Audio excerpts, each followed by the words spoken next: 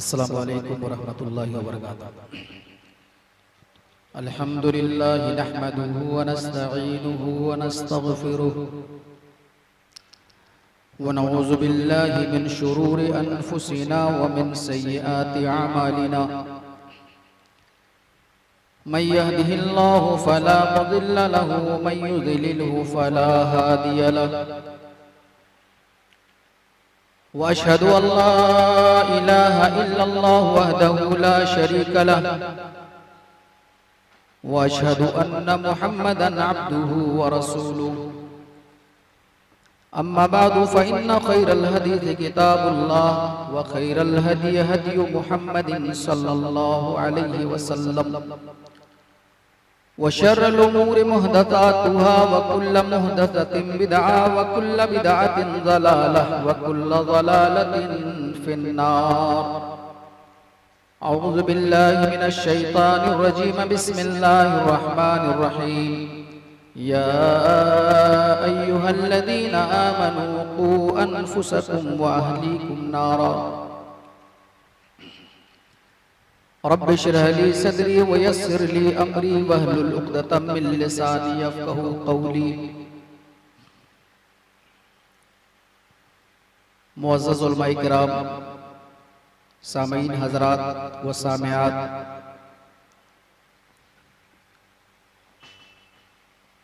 आज के इस जलसा का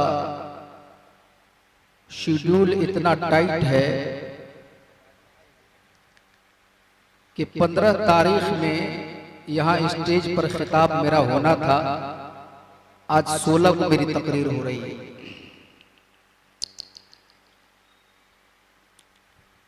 मैं चाहूंगा कि 2-4 बंद मंजूम कलाम आपके सामने हम पेश कर दें ताकि शेख अबू हुरैरा सलफी मदनी के लिए माहौल बनाया जा सके। फिर उसके बाद एक अजीम खतीब की तशरीफ आवरी होगी इंशाअल्लाह ताला। दिल जमाई के साथ बैठिए और इस मनाजात में आप लोग भी शामिल हो जाइए। मुमकिन है कि अल्लाह ताला हमारी गलतियों को माफ फरमाए। गुनाहों पे हूँ शर्मिंदा, इलाही दर गुजर कर दे। गुनाहों पे हूँ शर्मिंदा, इलाही दर गुजर कर दे। बरा मुजरिम हूँ मैं तेरा, इलाही दर गुजर कर दे। जरा इस आदमी को जगा दीजिए, बेचारा पांव हमारे तरफ फैलाया हुआ है। बरा मुजरिम हूँ मैं तेरा, इलाही दर गुजर कर दे।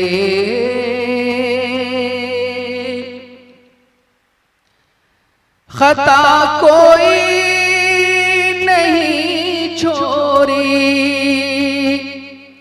कभी सियान नहीं छोड़ा।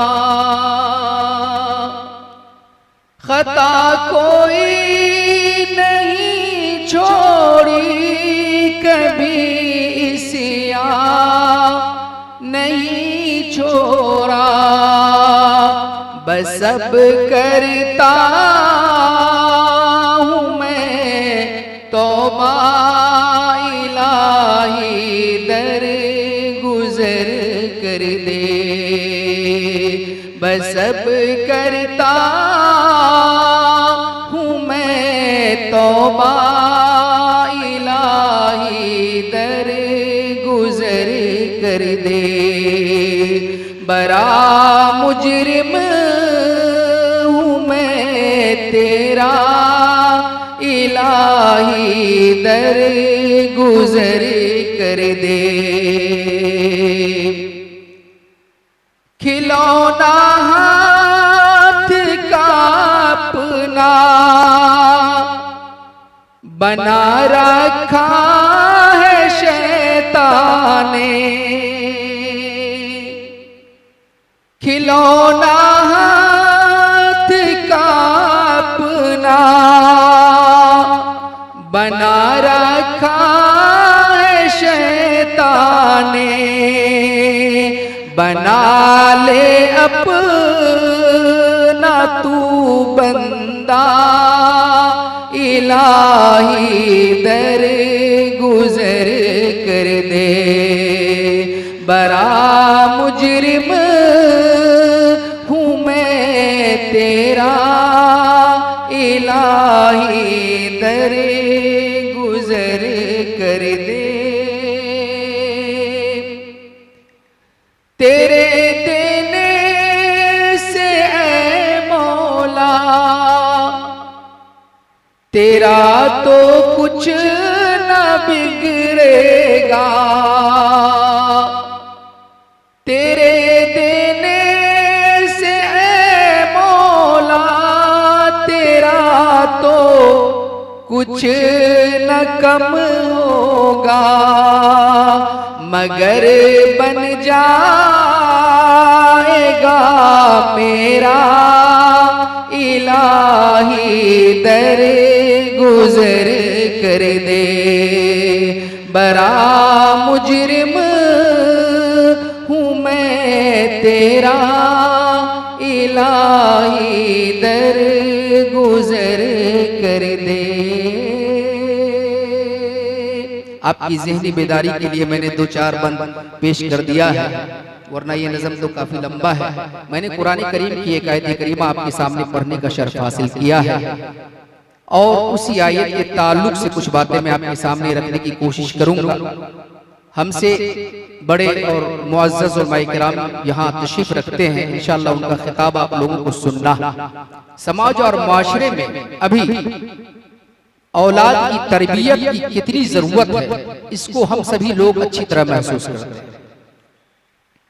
आज हर आदमी बेचैनी का शिकार, सब किसी न किसी तरीके से अपने औलाद के बेरारवी के शिकार हो जाने की शिकायत लोगों के सामने कर रहे हो। अभी आपने शेख साबिर आदिल मदनी से तालीम के ताल्लुक से गुफ्तगू आपने सुनी है और मैं कुछ तरबियत के ताल्लुक से आपको सुनाने की कोशिश करूंगा। अल्लाह तबारक व तआला ने कुरान करीम के इसी आयत के अंदर बयान फरमाया, या अय्युहल्लज़ीना आमनू कू अनफुसकुम व अहलिकुम नारा, ऐ ईमान वालो तुम अपने आप को पहले जहन्नम के अजाब से बचाने की कोशिश करो। तुम खुद पहले बचो।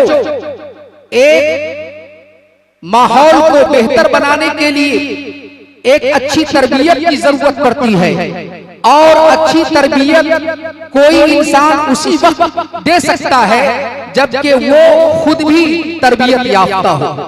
अगर तरबियत याफ्ता इंसान खुद नहीं है तो वो दूसरे को क्या तरबियत देगा। पहले जरूरत है कि इंसान अपनी तरबियत का ख्याल रखे। आज उठने वाली उंगली दूसरों पर ज्यादा होती है और अपने पर कम। आज हमारे बच्चे बेरारवी की जो शिकार हैं, इसकी वजह यही है कि हम उसको अच्छी बात बता रहे हैं जबकि हम अच्छी बात पर अमल करने की कोशिश नहीं करते। हमारी बच्चियां जो बेरारवी की शिकार हैं वो सिर्फ इसी वजह से कि हम उसको समझा तो रहे होते हैं लेकिन हम खुद उस पर अमल नहीं करते। अल्लाह तबारक व तआला ने हमें मुकल्लफ बनाया है। प्यारे हबीब जनाब मुहम्मद रसूलुल्लाह सल्लल्लाहु अलैहि वसल्लम बयान फरमाते हैं, कुल्लुकुम राइन व कुल्लुकुम मसऊलुन अन रइयतिही। हर आदमी अपने आप में कहीं न कहीं जिम्मेदार है।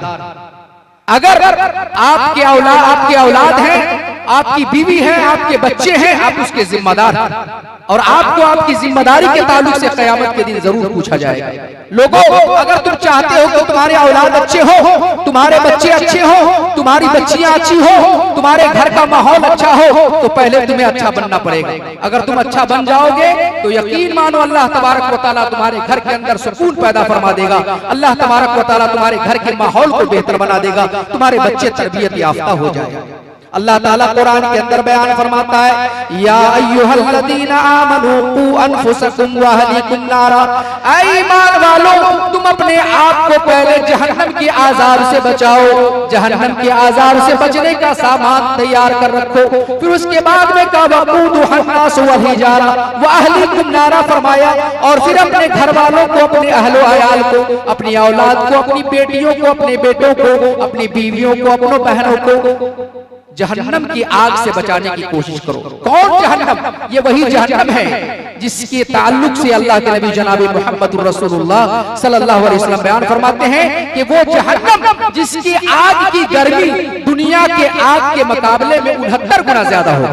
जबकि दुनिया की आग को अगर देखा जाए, एक मिसाल के तौर पर, अगर अचानक किसी घर में आग लग जाए, अचानक किसी आदमी के घर में आग लग जाए और घर के सारे जो सामान को बाहर कर दिया जाए, आपके कैश को अलग कर दिया जाए, आपकी फ्रिज निकाल दी जाए, आपका सोफा निकाल दिया जाए, आपके सारे सामान निकल जाए, लेकिन अचानक दिमाग के अंदर एक बात आए कि मेरा छोटा सा बच्चा, मेरा मासूम बच्चा जो 6 साल का या 8 साल का है, वो अभी तक घर के अंदर फंसा हुआ है।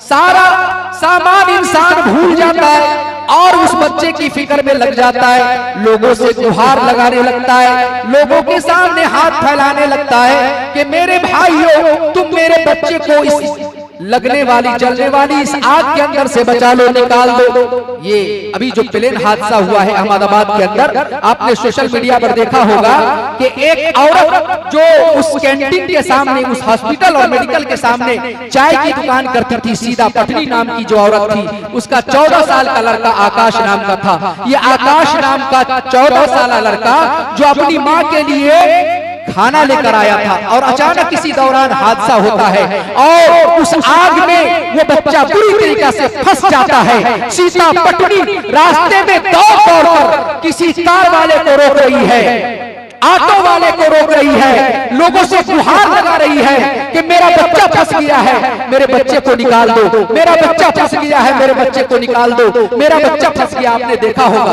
और इस तस्वीर ने और इस न्यूज ने लोगों को झिझोड़ कर रख दिया है मेरे बुजुर्गों दोस्तों। हालांकि ये दुनिया की आग है और दुनिया की आग की गर्मी साइंटिफिक के एतबार से सिर्फ मात्र 2000 सेंटीग्रेड, सिर्फ मात्र 2000 सेंटीग्रेड। और अल्लाह के नबी ने फरमाया कि दुनिया के आग के मुकाबले में जहन्नम की आग की जो गर्मी होगी वो 69 गुना ज्यादा होगी।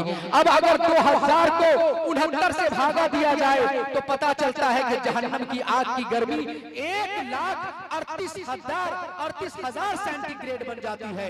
मेरे भाई आप जरा बताओ कि 2000 सेंटीग्रेड वाली आग के अंदर तुम अपने बच्चे को जलना गवारा नहीं करते, तुम नहीं चाहते कि मेरा लाल जल जाए, मेरा बच्चा उसके अंदर जल जाए। लेकिन अंदाजा करो आज 2000 सेंटीग्रेड वाली आग में तुम अपनी औलाद को जलना गवारा नहीं करते, कल कयामत के दिन तुम्हारे नजरों के सामने तुम्हारे बच्चे को 1,38,000 सेंटीग्रेड वाली आग के अंदर डाला जाएगा। तुम अल्लाह के सामने क्या जवाब दोगे? अल्लाह ने फरमाया पहले अपने आप को तुम जहन्नम के आजाब से बचाओ, वाहलीकुम नारा, और अपने अहलो अयाल को बचाओ, बाल बच्चों को बचाओ। आज हमारे बच्चे कहां जा रहे हैं, हमारे नौजवान कहां जा रहे हैं, हमारी बच्चियां कहां जा रही हैं? न एक बाप पूछने के लिए तैयार है, न बेटा पूछने के लिए तैयार। माहौल इतना बिगड़ता चला जा रहा है कि जब हमारी कौम के लोगों के जगने का वक्त सुबह के 3 बजे होते हैं, हमारे कौम का अलमिया ये है कि उस वक्त हमारे नौजवान बच्चे सोने के लिए जाते हैं। हमारी बच्चियां घंटों घंटा कहां किस जगह मशगूल होती है, हम ये भी पूछना गवारा नहीं करते। कुरान करीम की एक आयत देखिए सूरह आल इमरान की, अल्लाह तबारक व तआला बयान फरमाता है हजरत मरियम अलैहिस्सलाम के बारे में, व इज़ क़ालतिल मलाइकतु या मरियम इन्नल्लाह अस्तफ़ाकी व तहरकी वस्तफ़ाकी अला निसाइल आलमीन। हजरत मरियम अलैहिस्सलाम के पास फरिश्ते आसमान से आए और आने के बाद कहा क्या मरियम, अल्लाह तबारक व तआला ने तुझे दुनिया की तमाम औरतों में चुन लिया, दुनिया की तमाम औरतों में तुझे बरगुज़िदा बनाया है। मेरे भाइयों, हजरत मरियम अलैहिस्सलाम को यह मकाम अल्लाह ताला ने क्यों दिया? हजरत मरियम को अल्लाह ने ये मकाम क्यों दिया, ये मनसब क्यों दिया? वो आपको पता चलेगा कि उसके पीछे उसकी माँ की एक अच्छी तरबियत का नतीजा है। जहाँ माँ के पेट के अंदर मरियम करार पाती है, अल्लाह तबारक व तआला से दुआ करती है, इन्नी नज़रतु लका मा फी बतनी मुहर्ररन फतक़ब्बल मिन्नी इन्नका अंतस समीउल अलीम। माँ के पेट के अंदर जब करार पाती है मरियम, अल्लाहु अकबर। आज हमारी माँ और बहनें भी हामिला होती है, हमारे भाई के ज़हन में कुछ और बातें होती है, हमारी बहन भी कुछ और सोच रही होती है, मेरा भाई सोच रहा होता है कि अगर लड़का पैदा हुआ हम उसे डॉक्टर बनाएंगे, हम उसे इंजीनियर बनाएंगे। हमारी बहन सोच रही होती है अगर लड़का पैदा होगा हम उसे डॉक्टर बनाएंगे, इंजीनियर बनाएंगे। वहां मरियम की मां नजर मानती है। तरबियती औलाद का पहला मरहला मां के पेट से शुरू होता है, मां के पेट से शुरू होता है। साइंसदान इस बात पर मुत्तफिक है कि अगर मां दौराने हमल जो हरकतों सकनात करती है उसका असर बच्चे के ऊपर पड़ता है। माँ अगर कुरान पढ़ती है बच्चा अच्छा बन जाता है, माँ नेक होती है बच्चा अच्छा बन जाता है, माँ नमाजी होती है बच्चा अच्छा बन जाता है। लेकिन अगर माँ बुरी हो, हम हमल की हालत में ऐसी गलत और लहवलईब चीजों में पड़ी रही हो तो ऐसे बच्चे को इमाम मालिक बनने की उम्मीद मत रखना। इमाम अबू हनीफा रहमतुल्लाह अलैह वो नहीं बन सकते। जब माँ वैसी हो तो बच्चा भी वैसे ही बन जाता है, वैसे ही बन जाता है। अच्छे बच्चे के लिए अच्छी माँ का अच्छी तरह तरबियत याफ्ता होना बेहद जरूरी है। यहाँ मरियम की माँ नजर मानती है, इन्नी नज़रतु लका मा फी बतनी मुहर्ररन फतक़ब्बल मिन्नी। ऐ अल्लाह, मेरे पेट के अंदर जो पल रहा है अगर ये पैदा हुआ तो हम तेरे घर के लिए आजाद कर देंगे, हम तेरे घर की खिदमत के लिए आजाद कर देंगे। आज है कोई माँ, है कोई ऐसा भाई, है कोई ऐसा नौजवान जो ये दिमाग के अंदर ये सोचे कि अल्लाह इस बार अगर तूने मुझे लड़का दिया तो हम तेरे दीन का खादिम बना देंगे, हम इसे हाफिज कुरान बना देंगे, हम उसे आलिम बना देंगे। आलिम बनाने की दूर वो तो सोचता भी नहीं है। लोग सोचता है कि चलो हम मौलवी साहब क्यों बनाएंगे, आलिम क्यों बनाएंगे, बेचारा कमाता ही क्या है। बात सही, कहीं भी जाओ मौलवियों की गर्दिशें आप बिल्कुल सुनते रह जाओ। क्या क्या हो रहा है, लोग मौलवी बनाना नहीं चाहता, डॉक्टर बनाना चाहता, इंजीनियर बनाना चाहता। लोग समझता है कि मौलवी कमाते नहीं, इसके पास पैसा नहीं होता, ये ऐसा नहीं होते हैं, ये वैसा नहीं होते हैं मेरे भाई। और फिर वही उसी मस्जिद के जिम्मेदार अपने बाल बच्चों के लिए आला से आला तनख्वाह सोचते हैं। और कहने वालों ने कहा है कि एक ऐसा भी आदमी था जिसने मस्जिद की जिम्मेदारी संभाल रखी थी और उसने मस्जिद के इमाम से दुआ करवाया कि मेरे बच्चे के लिए दुआ कर दी जाए कि मेरा बच्चा कामयाब हो जाए, उसको अच्छी नौकरी मिल जाए, अच्छी तनख्वाह उसकी हो। फजर के नमाज के बाद इमाम साहब दुआ के लिए हाथ उठाते हैं, लोगों से कहते हैं आप भी दुआ कीजिए, फला साहब के लड़के की बहाली है, हम चाहते हैं कि अल्लाह से दुआ करें कि बच्चा कामयाब हो जाए, तनख्वाह उसकी उतनी ही हो जितनी तनख्वाह हमारी है। फौरन मुतवल्ली साहब सामने आ जाते हैं कि आप किसके लिए दुआ कर रहे हैं, मुतवल्ली के लड़का के लिए कर रहे हैं। 10,000 में मेरे बच्चे का काम चलेगा। अरे 10,000 में आपके बच्चे का काम नहीं चल सकता तो फिर मौलवी साहब के बच्चे का काम कैसे चल सकता है, मौलवी साहब का काम कैसे 10,000 में चल सकता है? कभी आपने सोचा है क्या उसके पास बच्चे नहीं होते हैं, क्या उसकी बीवी नहीं होती है, क्या उसके बच्चे बीमार नहीं होते हैं, क्या वो नहीं चाहता है कि हमारे बच्चे खाएं पकाएं अच्छी तरह रहें, क्या उस बच्चे के लिए अच्छा लिबास नहीं चाहते हैं? मेरे भाई, मेरे बुजुर्गों, दोस्तों, ये सोचना पड़ेगा हर माँ और बाप को कि मेरा बच्चा नेक और सालेह कैसे बन सकता है, मेरा बच्चा इस्लाम का खादिम कैसे बन सकता है। ये बात, ये चीज दिमाग के अंदर दौरान हमल से ही शुरू होता है। जैसा कि हजरत मरियम की माँ हजरत हन्ना बिन्त फाकूस ने नजर माना था, इन्नी नज़रतु लका मा फी बतनी मुहर्ररन फतक़ब्बल मिन्नी इन्नका अंतस समीउल अलीम। ऐ अल्लाह, मेरे पेट के अंदर जो पल रहा है अगर पैदा हुआ तो हम तेरे घर के लिए आजाद कर देंगे। और फिर उसके बाद कई मरहला है तरबियत के, और एक मामला ऐसा भी आया तरबियत करते करते अल्लाह तबारक व तआला ने हजरत मरियम को वो मकाम और मनसब दे दिया कि अल्लाह ताला आसमान से रोजी हजरत मरियम अलैहिस्सलाम के लिए भेजा करता था। हजरत ज़करिया अलैहिस्सलाम की किफालत, हजरत ज़करिया कफील हैं और बेमौसम का फल देखते हजरत मरियम के पास सवाल कर देते हैं, कोई ऐसा भाई क्या आज मेरी बच्ची हजरत मरियम से भी ज्यादा मकाम रखती है, क्या मेरी बहनें आज हजरत मरियम अलैहिस्सलाम से भी ज्यादा बेहतर और ऊंचा मकाम रखती हैं? जब हजरत ज़करिया पूछ सकते हैं तो आप क्यों नहीं पूछ सकते? हजरत ज़करिया ने पूछा था, अन्ना लकी हाज़ा या मरियम, ऐ मरियम ये सामान तुमको कौन ला कर देता है, ये कौन देता है, मैं तो तुमको नहीं देते, ये सामान इधर पाए भी नहीं जाते। पूछा जाता है अन्ना लकी हाज़ा या मरियम, ऐ मरियम ये सामान तुमको कौन देता है? मेरे भाइयों, जरा अंदाजा करो हजरत मरियम से जिसकी तकद्दुस के ताल्लुक से अल्लाह तबारक व तआला ने कुरान के अंदर कई आयतें नाजिल फरमाई, एक सूरत ही अल्लाह ने नाजिल फरमा दिया है। और हजरत ज़करिया अलैहिस्सलाम हजरत मरियम से पूछ रहे हैं अल्लाह लगे हाजा, ऐ मरियम ये सामान तुमको कौन ला कर देता है? हजरत मरियम के जवाब को भी अल्लाह ताला कुरान के अंदर नकल फरमाता है। हजरत मरियम के जवाब को अल्लाह इस तरह नकल फरमाता है कि हजरत ज़करिया जब सवाल करते हैं अल्लाह लगे हाजा या मरियम, ऐ मरियम ये सामान तुमको कौन ला कर देता है? तो मरियम जवाब में कहती है हाजा मिन इंदिल्लाह, ये सामान तो मेरा रब आसमान से मेरे लिए नाजिल फरमा देता है। अल्लाहु अकबर, क्या मकाम था भाई, जिसके लिए आसमान से फरिश्ता रोजी लेकर के आ रहा था। आज एक बाप सुबह से शाम तक टेम्पू चलाता है, सिलाई का काम करता है, कढ़ाई का काम करता है, पेंचर बनाने का काम करता है, लोगों की मजदूरी और गुलामी करता है। वो शाम तक 300 रुपये 200 रुपये नहीं कमा पाता है, लेकिन उसकी लड़की के हाथ में, उसकी जवान लड़की के हाथ में 10,000 और 15,000 का फोन होता है। वो बाप पूछने की हिम्मत नहीं रखता कि ऐ मेरी बेटी मैं दिन भर में 300 रुपया नहीं कमा पाता, मैं दिन भर में 300-200 रुपया नहीं कमा पाता हूँ, मुश्किल से मैं घर चलाता हूँ, लेकिन तुम्हारे इस हाथ के अंदर 10,000 और 15,000 रुपये का मोबाइल कौन ला कर देता है कोई पूछने वाला? माहौल वैसे ही खराब नहीं होता है। आज अपने बाल बच्चों की तरबियत का ख्याल रखो। एक भाई पूछने वाला नहीं होता क्या मेरी बहन तुम्हारे हाथ में ये मोबाइल, ये अलग बात है, लेकिन हर महीने के रिचार्ज का पैसा तुझे कौन देता है? तुम घंटों घंटा किससे बातें कर रही होती है, कोई पूछने के लिए तैयार नहीं होते, और फिर हम माशरे के और माहौल के खराब हो जाने का रोना रोते हैं। किसी शायर ने क्या ही कहा था, एक दो जख्म नहीं सारा बदन है छलनी, और दर्द बेचारा परेशान है, निकले तो कहां से निकले?